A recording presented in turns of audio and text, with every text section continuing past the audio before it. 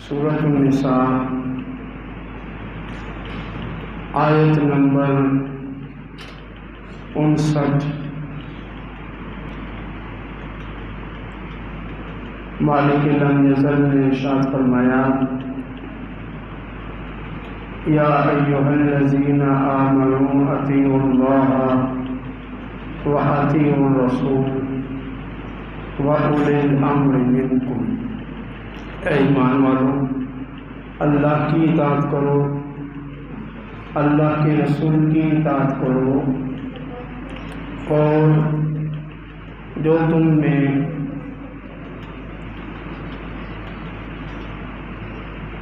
صاحبان اقتدار اہل علم و فضل ہیں ان کی اقتداء کرو۔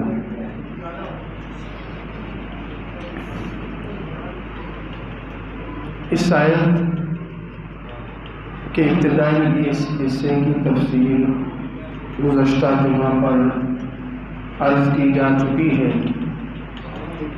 اولو الامر سے مراد اہل فقہ، اہل علم اور اہل دین ہے، اور ان اہل علم، اہل فقہ اور اہل دین میں سر فہرست بالخصوص تمام صحابہ کرام اور صف صحابہ میں سے بالخصوص خلفائے راشدین مراد ہیں۔ خلفائے راشدین اس آیت کے ضمن میں مراد ہیں، اور خلفائے راشدین میں سے بالخصوص حضرت سیدنا و مولانا ابو بکر صدیق رضی اللہ تعالی عنہ اور حضرت عمر فاروق رضی اللہ تعالی عنہ مراد ہیں۔ حضرت ابو بکر و عمر یہ بالخصوص اس آیت کا مصداق ہے، اور اس آیت میں اولو الامر سے مراد ہے۔ اس آیت کو حضرت اکرمہ رضی اللہ تعالیٰ عنہ پڑھا، اور پڑھ کے ارشاد فرمایا، ابو بکر و عمر۔ اس آیت میں اولی الامر منکم سے مراد ابو بکر ہیں اور عمر ہیں رضی اللہ تعالی عنہم اجمعین۔ یہ دونوں بالخصوص مراد ہیں، بالعموم تمام صحابہ اور پھر تمام اہل علم، اہل فقہ اور اہل دین۔ حضرت امام طبری نے تفسیر جامع البیان میں حضرت حکم بن ابان کی سند سے حضرت اکرمہ سے یہ تفسیر نقل کی ہے۔ اور اکرمہ کون ہے؟ یہ ابو جہل ابن ہشام جو مشہور تھا اس کے بیٹے ہیں، کہ جس کے لیے رسول اللہ صلی اللہ علیہ وآلہ وسلم نے دعا کی تھی کہ اے اللہ، تو دو عمروں میں سے کسی ایک عمر کو ایمان کی توفیق دے دے، یا عمر بن خطاب کو یا عمر بن ہشام کو۔ تو نبی علیہ الصلوۃ والسلام کی دعا حضرت عمر بن خطاب کے حق میں قبول ہوئی، وہ مسلمان ہو گئے، اسی دن مسلمان ہو گئے۔ اور دوسرا ابن ہشام، اس کے حق میں بھی یہ دعا تھی، نبی علیہ السلام کی دعا رد نہیں ہوئی، اس کے حق میں تو قبول نہ ہوئی، اس کی اولاد کے حق میں قبول ہو گئی، اور یہ اکرمہ اس کا بیٹا مسلمان ہو گیا، نبی علیہ السلام کی غلامی میں آ گیا، اور یہ اکرمہ جب مسلمان ہوئے نبی علیہ الصلوۃ والسلام کو خبر دی گئی کہ یا رسول اللہ صلی اللہ علیہ وسلم اکرمہ بن حشام آپ کی بارگاہ میں اسلام قبول کرنے کے لیے آ رہا ہے۔ تو نبی علیہ السلام والسلام اٹھ کھڑے ہوئے، آپ کے بدن اندر کے چادر نہ تھی، اور آپ نے خوشی اور مسرت کے طور پہ دونوں پاؤں زمین سے اٹھائے، اپنے آپ کو اچھالا اور اکرمہ کو اپنے سینے سے لگا لیا اور اکرمہ کو مرحبا کہا۔ نبی علیہ الصلوۃ والسلام اکرمہ کے اسلام پر بھی خوش ہوئے۔ تو یہ اکرمہ کی روایت ہے، آپ فرماتے ہیں کہ اس آیت میں اولو الامر سے مراد ابو بکر ہے اور عمر ہے۔ اور پھر اکرمہ سے روایت بھی حکم بن عفان نے۔ یہ حکم بن عفان ان تابعین میں سے ہیں جنہوں نے صحابہ کی زیارت کی اور پوری زندگی اللہ کی عبادت و ریاضت میں گزاری۔ یہ شب زندہ دار تھے، رات کو تہجد کے لیے اٹھتے، پوری رات جاگ کر تہجد پڑھتے، نوافل پڑھتے، عبادت کیا کرتے تھے، اور جب نیند کا غلبہ ہوتا، ظاہر سی بات ہے رات نیند کے لیے ویسے بھی نیند آتی ہے، لیکن بندہ عبادت میں لگ جائے تو زیادہ نیند آتی ہے۔ تو حکم بن عفان کیا کرتے، یہ عدن یمن کے علاقے کے رہنے والے تھے، اور یمن آپ کو پتہ ہے وہ سمندر ہے، پانی ہے۔ تو یہ رات کے وقت جب نیند کا غلبہ ہوتا تو حضرت حکم بن عفان پانی میں چھلانگ لگاتے اور اپنے نفس کو مخاطب کر کے کہتے، اب تو ان مچھلیوں کے ساتھ رہ کر اللہ کا ذکر کر۔ تجھے بہت نیند آتی ہے، انسانوں کی بستی میں رہ کے تجھے نیند آتی ہے، اب تو مچھلیوں کے ساتھ رہ اور اللہ کے ذکر میں مصروف ہو جا۔ یہ حکم بن عفان رضی اللہ تعالیٰ عنہ اکرمہ سے روایت کرتے ہیں کہ اولو الامر منکم سے مراد حضرت ابو بکر ہے اور حضرت عمر ہے۔ حضرت عمر رضی اللہ تعالیٰ عنہ کی انوکھی شان ہے کہ آپ کی اقتداء کرنا، آپ کی اتباع کرنا، اطاعت کرنا، یہ تمام مسلمانوں پر لازم ہے۔ نبی کریم صلی اللہ علیہ وآلہ وسلم نے ارشاد فرمایا، اے میرے صحابہ، آج رات میں نے خواب دیکھا کہ میرے امتی میرے سامنے پیش ہو رہے ہیں، میں دیکھ رہا ہوں کہ میرے امتی میرے سامنے آ رہے ہیں، انہوں نے قمیضیں پہنی ہوئی، کسی کی قمیض سینے تک ہے، کسی کی قمیض ناف تک ہے، کسی کی قمیض گھٹنوں تک ہے، کسی کی قمیض پنڈلی تک ہے، اور میں نے دیکھا میرے صحابی فاروق اعظم عمر بن خطاب رضی اللہ تعالیٰ عنہ آ رہے ہیں، یہ بھی میرے سامنے پیش ہوئے۔ میں نے دیکھا کہ ان کی قمیض اتنی لمبی تھی کہ زمین کے ساتھ لگ رہی تھی، یہ چل رہے تھے، قمیض گھسٹ رہی تھی، ان کے پاؤں کے نیچے آ رہی تھی۔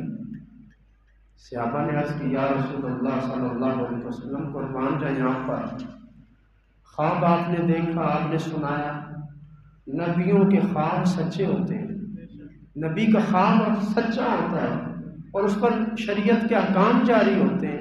صحابہ نے عرض کی، یا رسول اللہ صلی اللہ علیہ وسلم، خواب تو آپ نے سنا دی، اس کی تعبیر بھی ارشاد فرما دی۔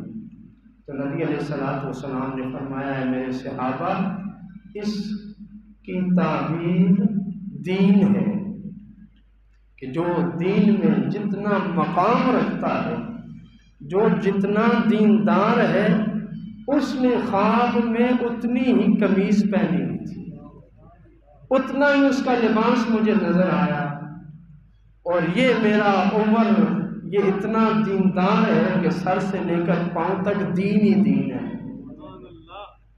صاحب تقویٰ ہے اور صاحب شریعت ہے۔ حضور نے فرمایا، میرے بعد اقتدو من بعدی، میرے بعد اقتداء کرنا ابو بکر کی اور عمر کی، میرے بعد ابو بکر اور عمر کی اقتداء کرنا، ان کا کہنا ماننا کہ ان کو اللہ نے وہ صلاحیت دی ہے، وہ توفیق دی ہے، وہ قابلیت دی ہے کہ جو اللہ رسول کی مرضی اور منشا ہے وہ ابو بکر و عمر سمجھتے ہیں،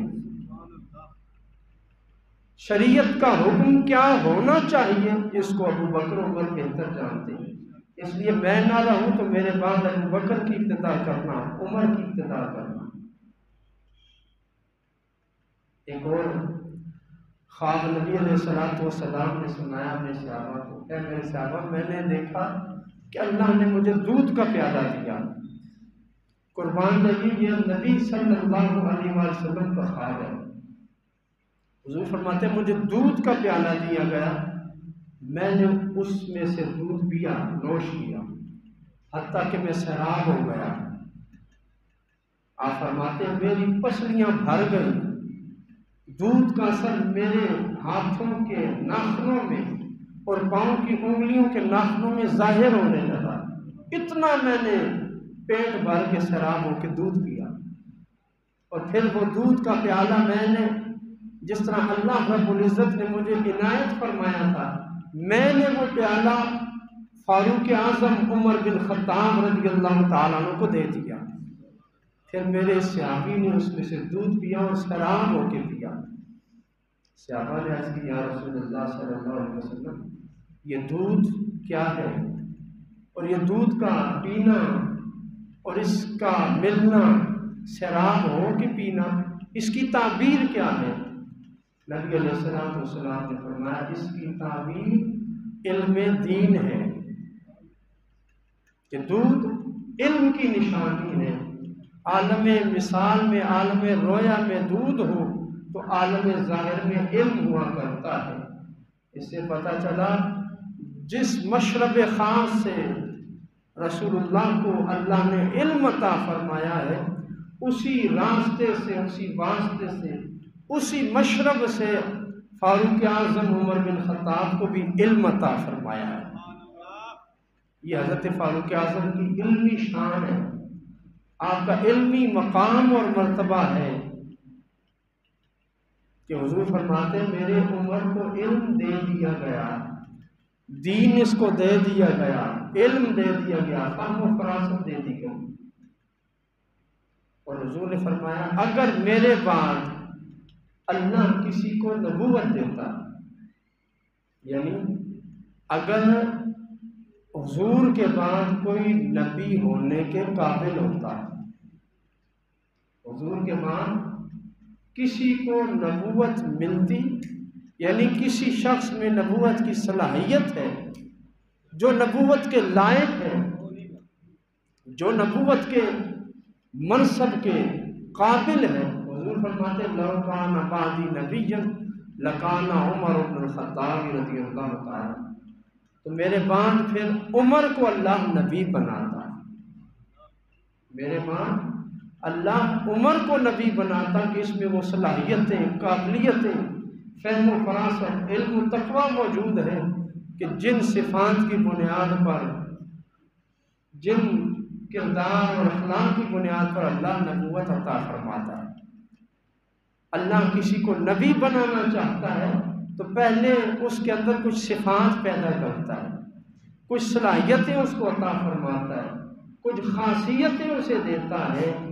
تو اللہ رب العزت نے عمر کو نبوت تو نہ دی لیکن نبوت کی ساری صفات عطا فرما دی۔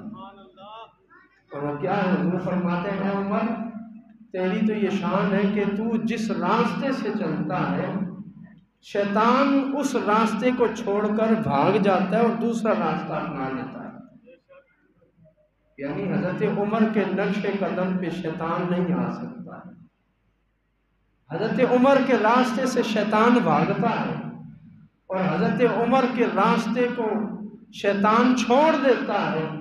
اگر کوئی عمر کے راستے کو اپناتا ہے تو وہ محمد رسول اللہ کا سچا غلام ہی ہو سکتا ہے، نبی علیہ السلام کا سچا امتی ہو سکتا ہے۔ کہ حضور نے فرمایا عمر اللہ نے تیری زبان پر حق کو جاری کر دیا ہے، تیری زبان پر حق جاری ہو گیا۔ حضرت عمر کی یہ شان ہے کہ صحابہ میں آپ علم، تقوی اور دینی معاملات سمجھنے میں ایک خاص حیثیت رکھتے ہیں، خاص اہمیت رکھتے ہیں۔ اور یہ آپ کی شان ہے کہ حضرت عمر رضی اللہ تعالیٰ عنہ نے جب بھی کسی معاملے میں، خاص معاملے میں حضور نے رائے پوچھی اور حضرت عمر نے حضور کی اجازت اور حکم سے اپنی رائے پیش کر دی، باقی صحابہ نے بھی اپنی اپنی رائے دی، تو صحابہ میں سے جس کی رائے کو اللہ رب العزت نے پسند فرما کر قرآن نازل کیا وہ حضرت فاروق اعظم کی ذات ہے۔ حضرت فاروق اعظم رضی اللہ تعالیٰ عنہ کے رائے اور آپ کے مشورے سے اللہ رب العزت نے قرآن کو نازل فرمایا۔ حضرت علی رضی اللہ تعالیٰ عنہ فرمایا کرتے تھے ان فی القرآن لقرآنا من رأی عمر بن الخطاب رضی اللہ تعالیٰ عنہ، کہ اس قرآن کی کچھ آیتیں ایسی نازل کی ہیں اللہ نے جو حضرت عمر کی مرضی سے آئی ہیں، حضرت عمر کی مرضی سے آئی ہیں۔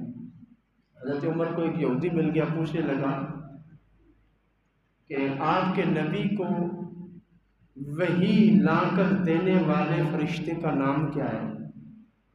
حضرت عمر نے فرمایا کہ جبرائیل وحی لے کر آتا ہے۔ تو وہ یہودی کہنے لگا یہ جبرائیل تو ہمارا دشمن ہے، جبرائیل تو ہمارا بھی دشمن ہے، نبیوں کا بھی دشمن ہے، یعنی مخاصمت کی وجہ سے، حسد کی وجہ سے یہودی نے یہ ریمارکس دیے۔ تو حضرت عمر رضی اللہ تعالیٰ عنہ نے فرمایا من کان عدوا للہ من کان عدوا لجبریل، کہ جو جبریل کا دشمن ہے فإن اللہ عدو للکافرین، تو اللہ ایسے کافر کا دشمن ہے۔ تو بین ہی جن الفاظ کے ساتھ حضرت عمر نے یہودی کو جواب دیا تھا وہی الفاظ اللہ رب العزت نے قرآن کریم کا حصہ بنا دیے۔ پہلے پارے میں یہ آیات نازل کر دی حضرت عمر رضی اللہ تعالیٰ عنہ کہ وہ الفاظ بین ہی نقل فرما دی۔ عبداللہ بن ابی منافقین مدینہ کا سردار تھا، منافقوں کا سردار مر گیا۔ نبی علیہ الصلوۃ والسلام کو پیغام آیا کہ اس نے یہ وصیت کی تھی کہ مجھے رسول اللہ کی قمیض پہنائی جائے، اس میں کفن دیا جائے اور میرا جنازہ حضور خود پڑھائیں۔ تو نبی علیہ السلام نے قمیض بھیج دی۔ حضرت عمر کو پتہ چلا، آپ آئے اور عرض کی یا رسول اللہ صلی اللہ علیہ وسلم، آپ جانتے ہیں کہ یہ منافق ہے، آپ پھر بھی اس کو قمیض دے رہے ہیں، اور پتہ چلا ہے آپ اس کی جنازہ پڑھانے جا رہے ہیں، تو آپ اس کی جنازہ مت پڑھائیں اور باقیوں کو بھی روک دیں کہ یہ منافق ہے، منافق کی جنازہ نہیں پڑھیں گے ہم۔ تو نبی علیہ الصلوۃ والسلام نے فرمایا اے عمر، ابھی تک منافقین کے بارے میں کوئی حکم نازل نہیں ہوا، اور جنازہ پڑھنے کا مجھے حکم ہوا ہے۔ ہر مسلمان کی ہم جنازہ پڑھتے ہیں جس نے زبان سے کلمہ پڑھ لیا، منافق کے بارے میں ابھی تک کوئی حکم نہیں آیا، تیری رائے تو ہے لیکن اس پر عمل نہیں ہو سکتا۔ نبی علیہ الصلوۃ والسلام نے اس کی جنازہ پڑھا دی۔ اس کے بعد اللہ رب العزت نے حضرت عمر کی رائے کے مطابق یہ آیات نازل کر دی، اے میرے نبی اس کے بعد آپ کسی منافق کی جنازہ مت پڑھائیں، وَلَا تَقُمْ عَلَىٰ قَبْرِهِ أَبَدًا، اور کسی منافق کی قبر پہ مت جائیں۔ تو یہ حکم بھی حضرت عمر رضی اللہ تعالیٰ عنہ کی رائے کے مطابق اللہ نے نازل فرمایا۔ نبی علیہ الصلوۃ والسلام کے حجرہ مقدسہ میں صحابہ آتے تھے، اہل بیت اطہار کے افراد آتے، عرب کے دیگر بندو بھی آ جاتے، اور نبی علیہ الصلوۃ والسلام کی ازواج مطہرات پاس بیٹھا کرتی تھی، وہ بھی دین سیکھتی تھی۔ تو حضرت عمر رضی اللہ تعالیٰ عنہ نے عرض کی یا رسول اللہ صلی اللہ علیہ وسلم، آپ ازواج مطہرات کو پردے میں بھیج دیا کریں، اپنی مجلس میں ان کو مت آنے دیں، ان کو باپردہ کر دیں کہ قسم قسم کے لوگ آتے ہیں۔ نبی علیہ الصلوۃ والسلام نے خاموشی کا اظہار کیا، جبریل امین پردے کا حکم لے کر نازل ہو گئے۔ یہ حضرت عمر رضی اللہ تعالیٰ عنہ کی رائے تھی، اللہ رب العزت نے اس کے مطابق احکام نازل فرما دی۔ اسی طرح 21 احکام شریعت کے ایسے ہیں جو نبی علیہ الصلوۃ والسلام کے دور میں نازل ہوئے، رب کی تائید سے نازل ہوئے، قرآن کی آیات نازل ہوئی حضرت عمر کی تائید میں، حضرت عمر کی رائے اور ان کے مشورے کے مطابق۔ اللہ رب العزت نے حضرت عمر کی زبان سے حق جاری فرمایا اور پھر ان کی زبان سے نکلی ہوئی بات کو پورا کرتے ہوئے اللہ رب العزت نے قرآن کریم نازل فرمایا، احکام نازل فرمائے۔ بدر میں جب قیدی آئے تو ظاہری سی بات ہے، یہ جو مسلمان تھے ابو بکر، عمر، عثمان و علی اور حضرت حمزہ اور دیگر صحابہ، ان کے کچھ رشتہ دار بھی شامل تھے لڑائی میں۔ حضور نے مشورہ پوچھا کہ یہ جو قیدی ہیں ان کے ساتھ کیا کیا جائے، انہیں قتل کیا جائے یا فدیہ لے کر، جرمانہ لے کر انہیں چھوڑ دیا جائے، آزاد کر دیا جائے۔ صحابہ نے اپنی اپنی رائے دی۔ حضرت ابو بکر نے رائے دی، یا رسول اللہ صلی اللہ علیہ وسلم ان سے فدیہ لیا جائے اور مسلمانوں پہ خرچ کیا جائے، ان کو چھوڑ دیا جائے۔ نبی علیہ الصلوۃ والسلام نے حضرت ابو بکر کی رائے کے مطابق فیصلہ فرما دیا۔ لیکن حضرت عمر نے کیا رائے دی؟ حضرت عمر نے عرض کی، یا رسول اللہ صلی اللہ علیہ وسلم میری رائے یہ ہے کہ جو میرے رشتہ دار قیدی ہو کے آئے ہیں وہ میرے حوالے کیے جائیں، میں انہیں قتل کروں۔ جو علی کے رشتہ دار ہیں وہ علی کے حوالے کیے جائیں، جو حمزہ کے رشتہ دار ہیں وہ حضرت حمزہ کے حوالے کیے جائیں۔ ہم سب اپنے اپنے رشتہ داروں کی گردنیں اڑائیں اور انہیں دنیا کے لیے نشان عبرت بنا دیں۔ حضرت عمر نے یہ رائے پیش کی، عمل نہیں ہوا، لیکن اللہ رب العزت نے حضرت عمر کی رائے کے مطابق اپنا فیصلہ سنا دیا کہ جب تک مسلمانوں کو مکمل تسلط حاصل نہیں ہو جاتا، ان کافروں کے ساتھ، حربیوں کے ساتھ، لڑنے والوں کے ساتھ کوئی نرمی کا گوشہ نہیں رکھنا، ان کے ساتھ کوئی نرمی نہیں برتنی۔ آئندہ جو بھی پکڑا جائے جنگ میں اس کی گردن اڑا دی جائے۔ تو یہ حکم بھی حضرت عمر فاروق رضی اللہ تعالیٰ عنہ کی حمایت میں نازل ہوا۔ اسی طرح دیگر احکام ہیں شریعت مطہرہ کے جو حضرت فاروق اعظم رضی اللہ تعالیٰ عنہ کی رائے اور مشورے کو سامنے رکھتے ہوئے نبی علیہ الصلوۃ والسلام پر نازل ہوئے۔ انہی احکام میں سے ایک حکم یہ ہے کہ جب عمرہ کرنے والا یا حج کرنے والا کعبے کا طواف کر لے تو مقام ابراہیم پہ آ کے 2 رکعت نماز نفل پڑھے، جسے واجب الطواف کی 2 رکعتیں کہا جاتا ہے۔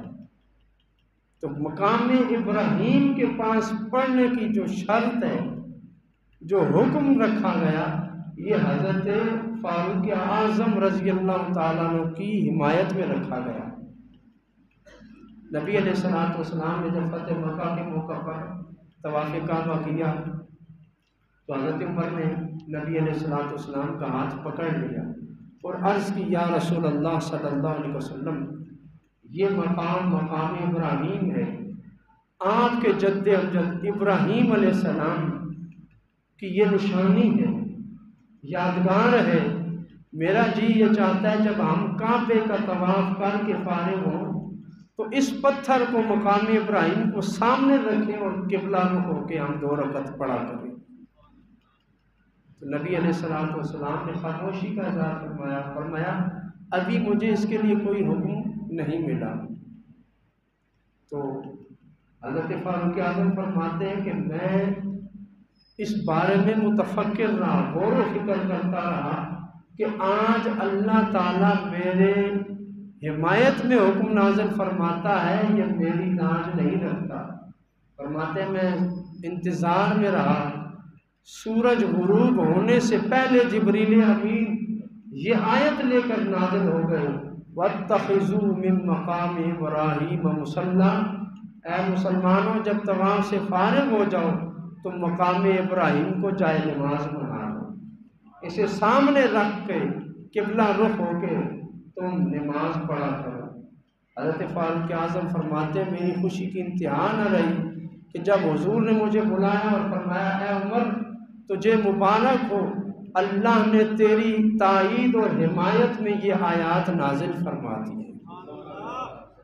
کچھ آیات ایسی ہیں جو اللہ رب العزت نے نازل فرمائیں، لیکن بعد میں جس طرح حضرت عمر نے کہا تھا اس آیت میں ترمیم کر کے اللہ رب العزت نے نازل فرما دی۔ جب وہ قرآن کریم کی آیت نازل ہوئی کہ ہم نے انسان کو کیچڑ والی مٹی سے بنایا ہے، کیچڑ والی مٹی سے بنایا، حضرت عمر نے یہ آیت سنی تو کہنے لگے فتبارک اللہ احسن الخالقین، اللہ بابرکت ہے، برکتوں والا ہے اور سب خالقین میں سے سب سے اچھا خالق ہے۔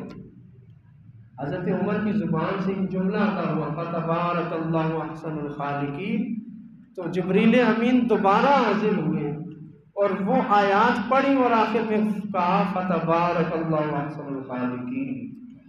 جو جملہ حضرت عمر نے بولا تھا وہ قرآن کریم کا حصہ بنا دیا۔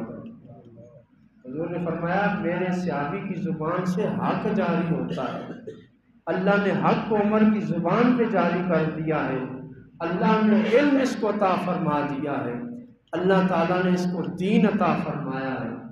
حضرت عمر کی یہ شان اور شوکت ہے کہ باقی جتنے بھی صحابہ مسلمان ہوئے انہیں اسلام کی وجہ سے عزت ملی، ہر ایک کی عزت اسلام کی وجہ سے، جو مسلمان ہوا اللہ نے اسے عزت عطا فرما دی۔ لیکن حضور نے جب عمر کے لیے دعا کی تو فرمایا اللہم اعز الاسلام بعمر بن الخطاب رضی اللہ تعالیٰ، اے اللہ اسلام کو عمر کے اسلام قبول کرنے سے عزت عطا فرما دے۔ 39 مسلمان تھے، حضور نے کیا فرمایا کہ اے اللہ اسلام کو اب تک وہ مقام اور مرتبہ معاشرے میں حاصل نہیں ہے جو عمر کے مسلمان ہونے سے حاصل ہوگا، اے اللہ اسلام کو عزت دینی ہے تو عمر کو ادھر لے آ۔ حضرت عمر فاروق رضی اللہ تعالیٰ مسلمان ہو گئے، جبریل امین حاضر میں یا رسول اللہ صلی اللہ علیہ وسلم آن استبشر اہل السماء علی السماء باسلام عمر رضی اللہ تعالیٰ عنہ، اللہ کے فرشتے آسمانوں پر عمر کے مسلمان ہونے کی وجہ سے جشن منا رہے ہیں۔